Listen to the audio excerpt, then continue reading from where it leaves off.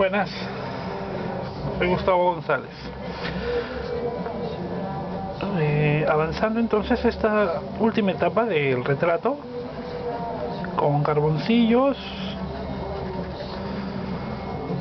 sanguina y toques con el pit pastel. Y lo que he estado haciendo es una combinación, sobre todo en la parte de los medios tonos, para que se suavice a manera de pastel. Ahora, todo el carboncillo siempre va a tener que ser fijado, ¿no? Yo uso este fijador, el de Winsor, para dibujos, donde vea que hace falta un poco más de insistencia en algunos medios tonos. Ese tono rosa, doy unos pequeños toques. También está en las sombras, un poco.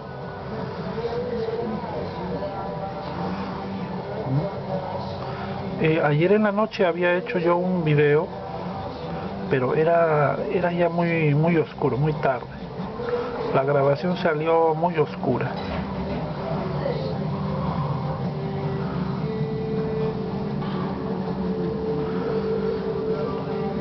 Entonces,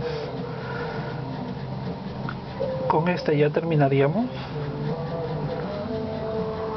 Y se me había descoordinado el tema y les conté 2 veces acerca de mi lápiz negrito, ¿no? La historia del lápiz negrito, que es tan recurrido, ¿no? Acá con los amigos, ¿no? Intenté comprar ahora uno ahora que salí en la librería, pero no tienen.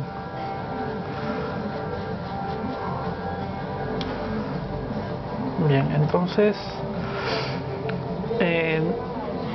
hay un asunto muy importante, y es que debemos hacer una separación de concepto de la fotografía en relación a lo que es como expresión gráfica y lo que viene a ser un dibujo.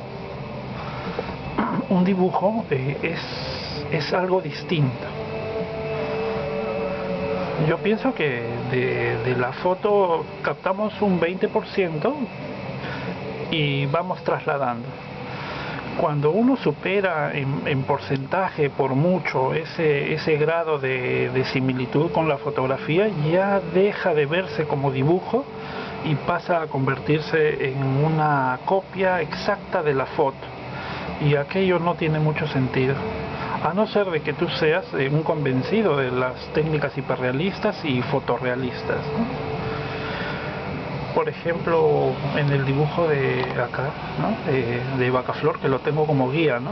Es decir, lo observo y ahí yo capto la esencia del dibujo. Miren los contrastes y esfumados, el trazo, los golpes de luz, las líneas, porque no deja de representarse por medio de cortes lineales por partes, ¿no? Miren el borde de la camisa, el cuello de la camisa, o la boca, la nariz, ¿no? Son efectos lineales que se contrastan. Entonces, en un dibujo bien entendido, pero de corte clásico, digamos, tratamos de hacer una lectura de el modelo, ya sea de fotografía o real, y lo trasladamos hacia el ámbito, hacia el lenguaje, pero del dibujo. Le damos balance, pero con nuestras herramientas, ¿no? ¿Cuáles son nuestras herramientas, nuestros elementos? Las líneas y las masas, ¿no? Necesito una línea acá que estructure y dé un golpe de nitidez en este lado, ¿no? Porque eso es lo que yo estoy observando allí, que es lo que le hace falta. Entonces produzco esa sensación aquí.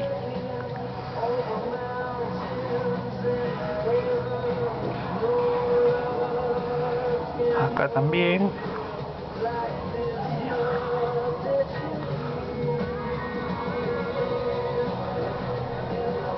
es lo que yo he podido observar en los dibujos de grandes maestros, que no se trata de una copia. Ellos no copiaban la realidad, la interpretaban, hacían una buena captación de los efectos y los trasladaban hacia su lenguaje. Acá necesito corte para hacer un balance con todo esto, ¿no? Corte, es decir, que se dibuje bien la oreja. Entonces necesito efectos lineales. La línea viene a ser un atractor, ¿no? Un elemento de gran peso. El detalle es lineal. Allí donde nosotros aplicamos líneas, la vista se concentra más, y aquellas zonas en donde no ocurren líneas, las masas, no atrae, ¿no? Por ejemplo, acá yo quiero que el arete cobre un poco más de importancia, ¿no? Ligeramente un poco más de importancia. Entonces observo cuál es el aspecto y dejo ver las líneas, le doy contraste, ¿no? Le doy contraste, voy por los bordes,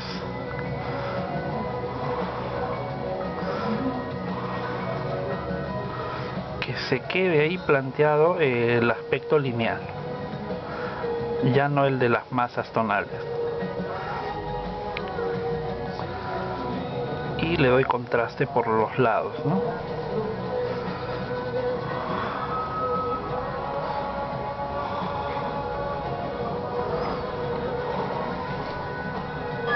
Algo así. Igual aquí en la oreja observo por dónde. Luego hay efectos de pelitos, ¿no? Los efectos de pelitos que son tan recurridos, ¿no? En las técnicas hiperrealistas. Vamos a utilizarlo, ¿no? Entonces este es un mechón, pero para eso ya necesito un carboncillo que esté bien afilado, ¿no? Estoy utilizando el Contea París. Es un carbón 2B.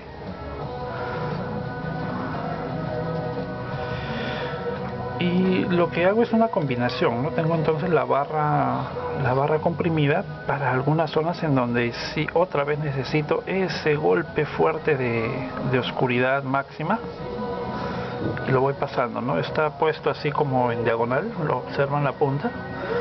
Entonces si necesito línea, voy por un lado. Si necesito masa amplia, gruesa, echo de ese lado, ¿no?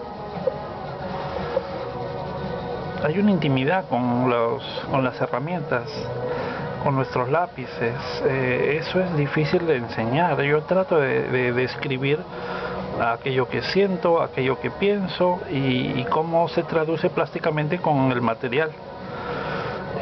Usualmente tenemos problemas, ¿no? Es decir, iniciamos un trabajo y el material no nos responde. Por ejemplo, a ver, veamos. Tengo entonces el Nitram duro, hard, y este material no me va a servir para hacerlos oscuros, tal vez para apretarlos un poco. Bien, es duro, es como un clavo, no bota un oscuro, ¿no es cierto? Tendría que utilizar el otro, el medium, tal vez otro material, pero entonces, ¿qué ocurre? Habiendo esa disposición del material, lo que hago es utilizarlo para generar estos tonos casi imperceptibles de valores que van reduciendo la luminosidad. O sea, yo veo ahí que cambia el tono 1 grado, ligero, y acá también, ¿no? Ligero. Entonces utilizo esta herramienta en vez de decir, no, esto no me sirve, no grafica nada. Pues no, la cuestión es enterarnos con calma para qué podemos utilizar un material. Como dicen, no hay lápiz malo, no hay pincel malo, no hay color malo, simplemente cómo te sirve a ti, cómo es que lo vas utilizando como una herramienta, ¿no? Creo que en eso radica mucho lo que llaman plasticidad, ¿no? Una facilidad con que tú transformas los materiales, ¿no? Ya sea arcilla, colores, líneas y valores, pero con cierta sabiduría, ¿no? Por ejemplo, acá esta línea yo creo que sería preciosa si la ubico en sanguina, ¿no? Ahí. Ya. Bueno. Bien, hay entonces un grado entonces de expresividad que tenemos que ir buscando con diferentes elementos. Por ejemplo, tengo un pincel pequeño que va haciendo esa suavidad propia de la piel, y encima es piel femenina, ¿no? Si se tratara de un viejito como el que hicimos en el Odiseo, les voy a mostrar, ¿ya? Un instante.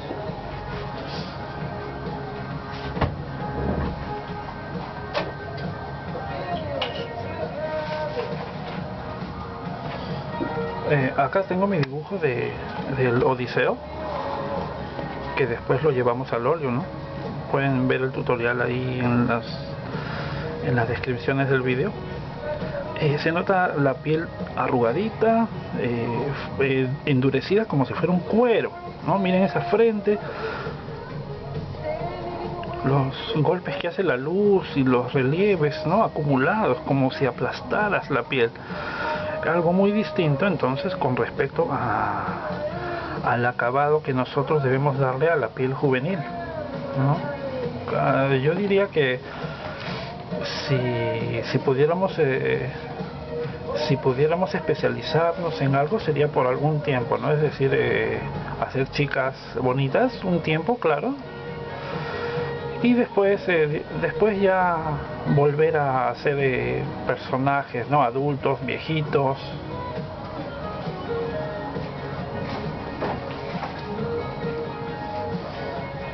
Encontrarle variedad, ¿no? No sé si les ha pasado, ¿no? A veces hay críticos que te ven hacer un tema y casi sin motivo alguno te dicen: sí, pero tú no eres bueno en tal cosa, en tal otra cosa. Y aún así, si lo hicieras, te buscarían en qué cosa tú fallas. En vez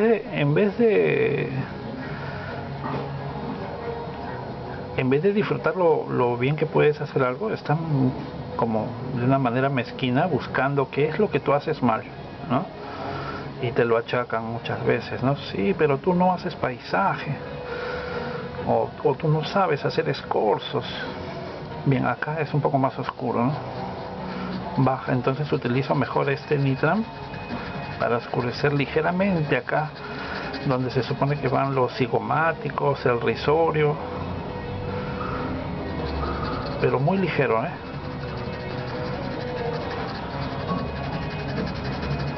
Bueno, ahí. Luego entonces con ese pincel que tenía,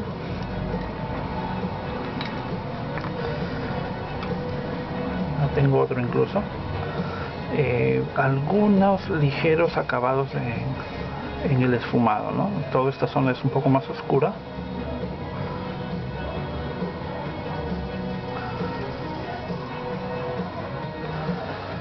Para que nos quede un poco más tersa la piel. Hay retratos famosos de Rubens, en donde algunas damas les hace carboncillos, o a las tres tizas, y ya quedan como obras de arte. Este entonces es el famoso lápiz negrito.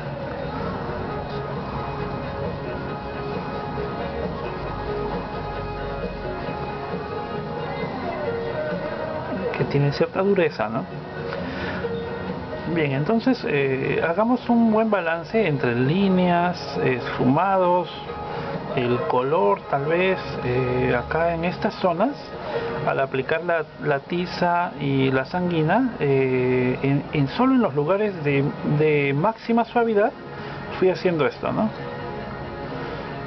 Pequeños esfumados con el pincel. acá por ejemplo me gustaría ver más suavidad.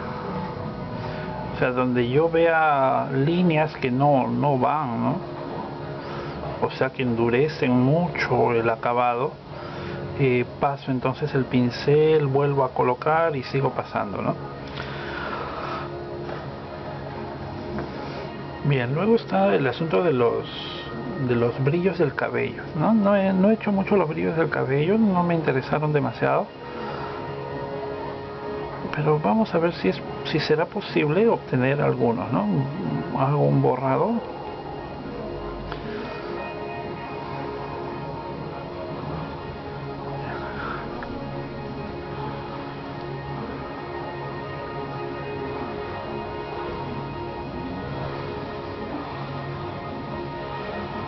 Un amigo me preguntaba, a veces me dejan preguntas, ¿no? Yo leo todos los comentarios, ¿no? Llegan, pues leo los comentarios y algunos son de preguntas, ¿no? Un muchacho me dice que si yo denigro la ilustración, que qué me parece la ilustración digital, no solo la ilustración, sino la ilustración digital. Es extraña la pregunta, ¿no? ¿Por qué habría que denigrar algo así? ¿Qué haríamos si la ilustración digital? Dios mío, los videojuegos, el cine, bueno, convive con todo eso, ¿no? Ahora, lo que yo le comentaba era que yo he sido ilustrador, ¿no? Cuando salí de Bellas Artes me dediqué a hacer ilustración publicitaria, o sea, durante años viví de eso. Ya casi no lo ejerzo, ¿no es cierto? Porque es un trabajo que hay que estar muy conectado, muy metido en eso, ¿no? Yo ya me he dedicado a la docencia y a los encargos para clientes de retrato, ¿no? Eso es lo que hago. Entonces, durante muchos años, como una década por lo menos, estuve haciendo trabajo de ilustrador publicitario y trabajaba con mi Wacom y el Photoshop. Por eso es que puedo hacer las ediciones de los libros con los esquemas, ¿no? En el taller tienes ahí varios libros que puedes revisar, que yo mismo hago las ilustraciones, los esquemas explicativos, toda la didáctica, no puedo hacerla yo, no mando a hacer a otra persona la edición gráfica, ¿no? Yo mismo lo explico, hago el texto, pongo los ejemplos y los libros se van acompañando con esto, ¿no? Con los videos.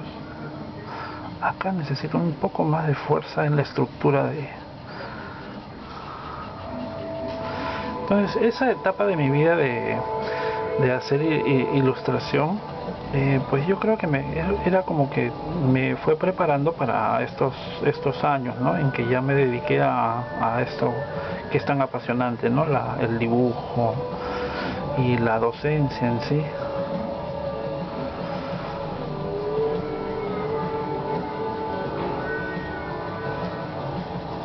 Lo que suele decirse es que ya no hay muchos profesores de dibujo clásico.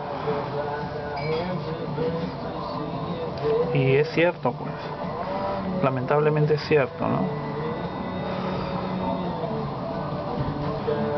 Para poder hacer dibujo académico o dibujo clásico, habría que convertirse en un investigador. Pasarte mucho tiempo dedicado a eso y claro, eso necesita que ames el asunto, ¿no?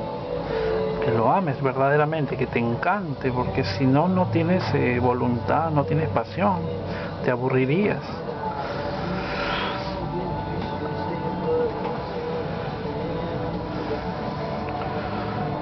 Bien, acá hay como unas perlas y acá hay una cadena, pero no sé, creo que me estorbaría mucho, ¿no? Me gusta la idea de dejar partes lineales en balance con las partes más acabadas. Y bueno, yo veo que en Europa, en Canadá, en Estados Unidos, tienen academias con egresados que ya van enseñando las técnicas clásicas que han ido estudiando, ¿no? Que se van revalorando en este siglo XXI. Pero acá en Latinoamérica todavía no tenemos, ¿no? No tenemos esa facilidad. Las escuelas de bellas artes estatales se voltearon hacia el arte conceptual, ¿no? En todos lados, en Argentina, Colombia y en tu país también. Entonces cuando le pides al profesor que te enseñe qué cosa es una grisalla, pues no, te va a decir que te has equivocado de carrera, ¿no? Que eso ya no es arte. Pero es porque nunca lo ha estudiado, ¿no? No le interesa, no les interesa tampoco pues a los profesores de ahora, ¿no? Es un callejón sin salida.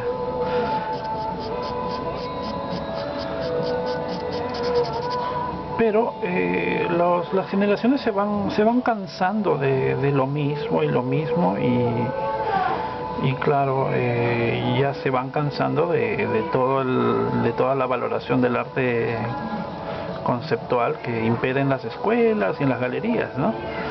Se van cansando y por eso es que son un poco autodidactas, ¿no? Desde el YouTube se van ellos formando, autoformando.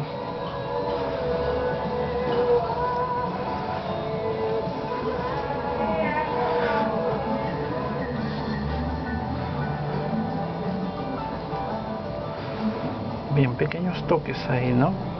Yo siento que siempre necesito un poco más de afianzamiento en lo que es la piel. La textura también por partes, ¿no? La textura del cabello. Acá también sería bonito hacerle un brillo más fino que entre con el ritmo del cabello, ¿no? Como se suele hacer, sin caer en el efectismo, ¿no?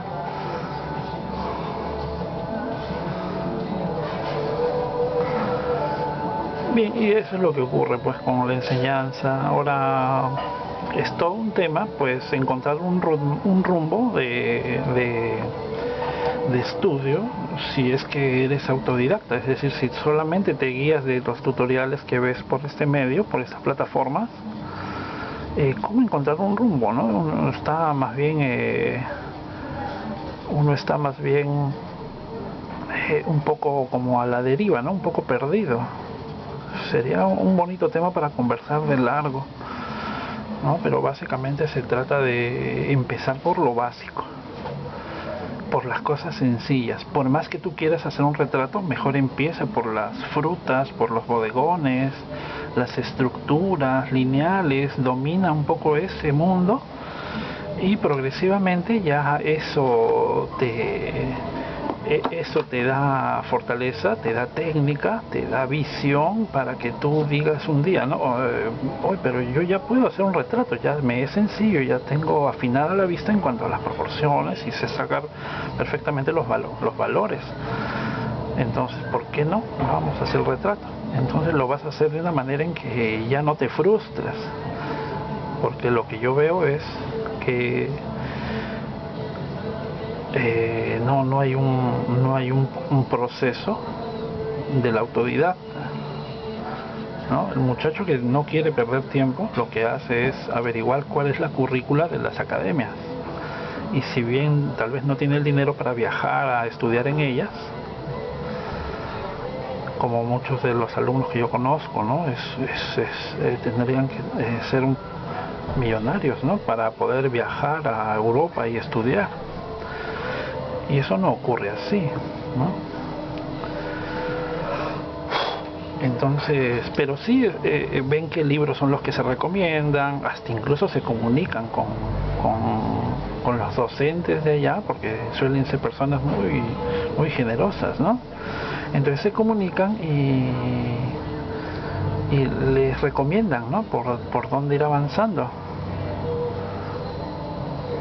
Aparte que las academias todas su sistema de publicitario pues hace que se interesen por esa proyección, ¿no? de su labor hacia ese público autodidacta, ¿no?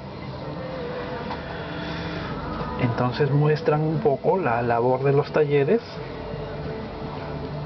y algunas demostraciones explicadas por los profesores, ¿no? La escuela rusa, por ejemplo, ¿no? Incluso hasta puedes tener clases, ¿no? Bien, afinamiento entonces de algunos planos estructurales donde se necesite, o algunos toques de efectos que se nos hayan pasado, ¿no? En los ojos entonces, ¿no? Está el brillo, perfilamos el brillo ya con un tono limpio, porque sabemos que es ahí donde la vista se va a fijar, ¿no es cierto? Entonces nosotros ahí le damos cariño a las líneas y la estructura de la mirada, de los ojos, ¿no? Y vamos haciendo la composición, es decir, ya lo observamos todo. No, me gustaría un poquito más de suavidad por acá, pero para eso necesito un poco la sanguina.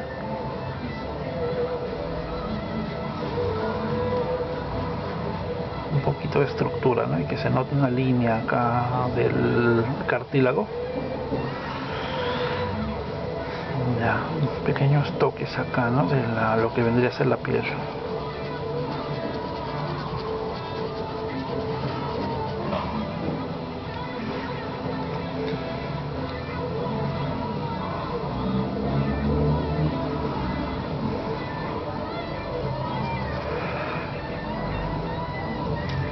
Bien, mejor no lo sigo manoseando demasiado, ¿no? Porque si no ya se convierte en otra cosa, ¿no?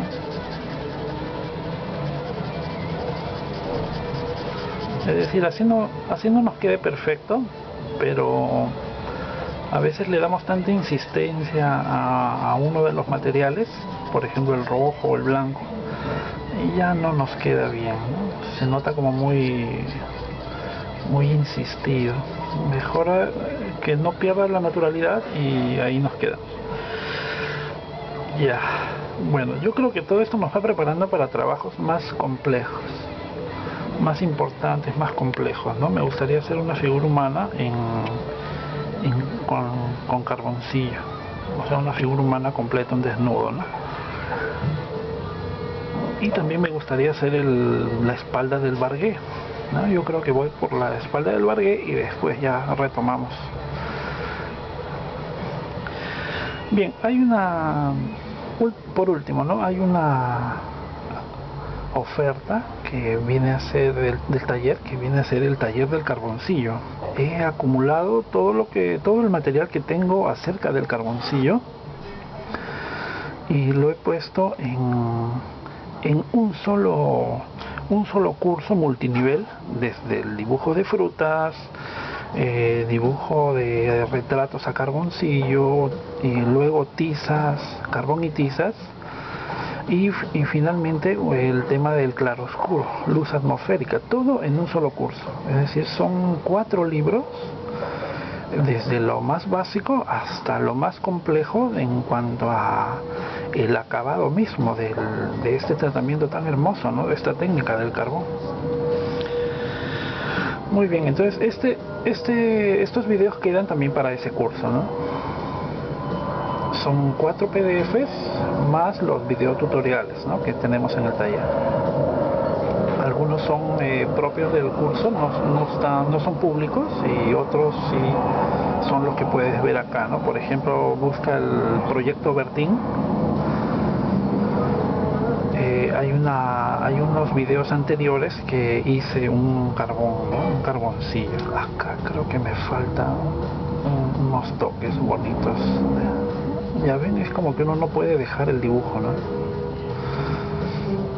Lo firmo mejor, así me obligo a soltarlo por fin.